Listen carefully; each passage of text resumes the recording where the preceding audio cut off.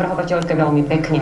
Rozvod manželstva nie je v prospech maloletých detí a vhodné to nie je ani v záujme ich duševného rozvoja.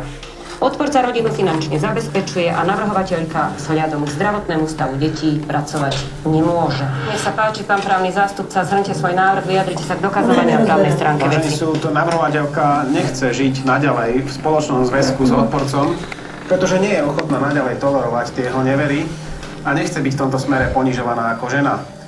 A odporca sa takisto ani vôbec nezaujíma o svoje dve maloleté deti, teda Petra a Tomáša, ktoré potrebujú nepretržitú a špeciálnu starostlivosť, ktorú im on vôbec neposkytuje ani nevie poskytnúť.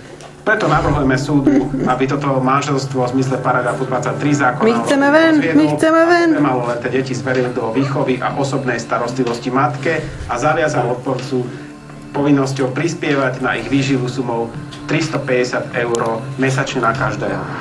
Vážený súd, odporca si je vedomý svojho zlyhania vo vzťahu s navrhovateľkou a je mu všetko nesmierne ľúto. Svoj mimomanželský vzťah okamžite ukončí.